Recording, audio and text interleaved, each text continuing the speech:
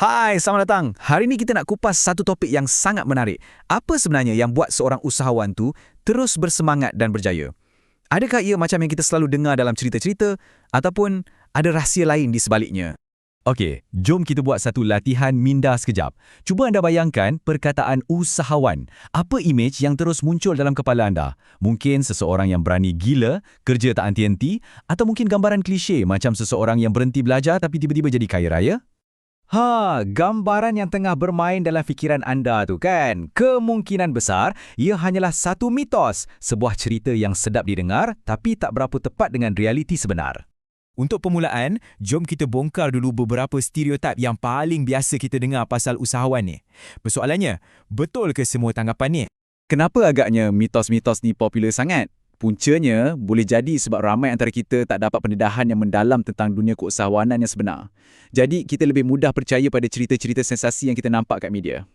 Baiklah, jom kita teruskan. Sekarang ni, bahagian yang paling best. Kita akan bandingkan mitos-mitos ni dengan realiti sebenar di sebaliknya. Dah sedia nak tengok beberapa tanggapan popular ni kita patah-patahkan?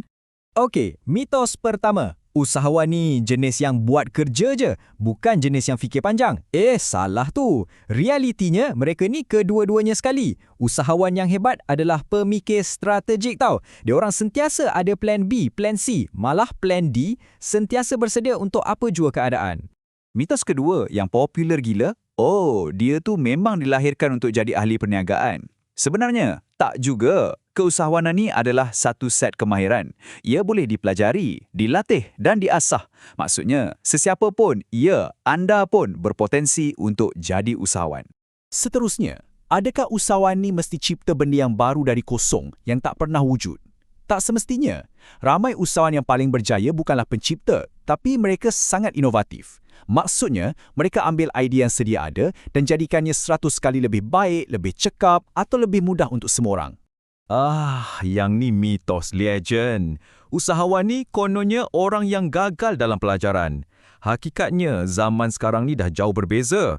Tengoklah sekeliling, makin ramai golongan profesional macam peguam, jurutera, akauntan yang terjun ke dunia keusahawanan. Mereka bawa kepakaran mereka untuk cipta sesuatu yang baru. Okey, dua mitos sekaligus, duit dan nasib. Adakah usahawan ni cuma fikir pasal duit je dan sentiasa bernasib baik? Realitinya, bagi mereka, wang tu cuma alat. Alat untuk besarkan lagi impak mereka. Dan nasib baik tu, itu sebenarnya nama lain untuk perancangan yang teliti, ilmu dan kerja keras yang tak pernah berhenti. Mitos terakhir ni, usahawan ni macam kaki judi, suka ambil risiko melulu. Realitinya, mereka adalah pengurus risiko yang sangat-sangat bijak. Mereka bukan berjudi. Sebaliknya, mereka pakar dalam menguruskan risiko. Mereka kaji, cari jalan untuk kurangkan risiko tu dan ubah ia menjadi satu peluang keemasan. Okey, kita dah bongkar banyak mitos tadi kan? Ini membawa kita kepada soalan yang paling penting. Kalau bukan semua stereotip ni, apa sebenarnya yang membakar semangat seorang usahawan dari dalam? Apa minyak yang gerakkan enjin mereka? Sebenarnya, ada dua jenis kuasa motivasi utama. Kita akan mulakan kupasan kita dengan yang pertama, motivasi ekstrinsik. Senang cerita, ia adalah ganjaran yang datang dari luar.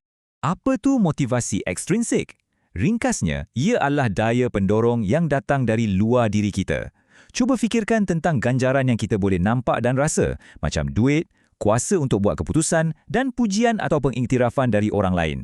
Antara pendorong luaran yang paling utama, tentulah wang dan potensi untuk jadi kaya.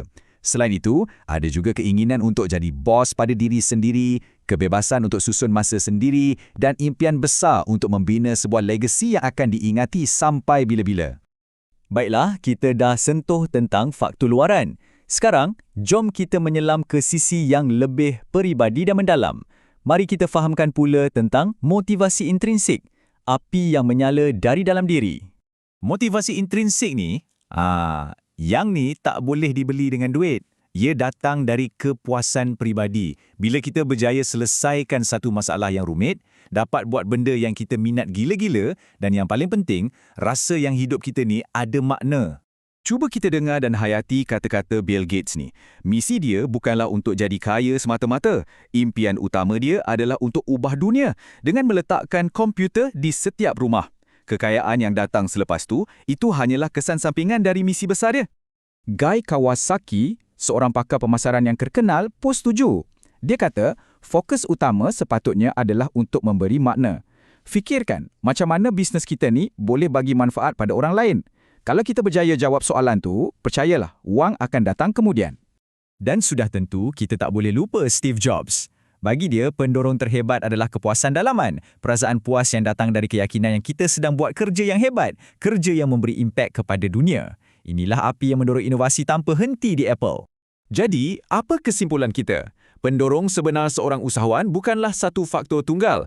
Kejayaan yang tulen dan berkekalan selalunya lahir dari gabungan yang seimbang antara dua-dua ni. Motivasi luaran, macam kebebasan kewangan, dan pada masa yang sama, motivasi dalaman, seperti kepuasan diri dan keinginan untuk memberi makna. Sebagai penutup, saya nak tinggalkan anda dengan satu soalan untuk difikirkan.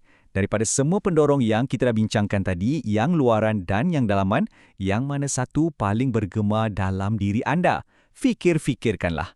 Terima kasih kerana meluangkan masa bersama saya hari ini.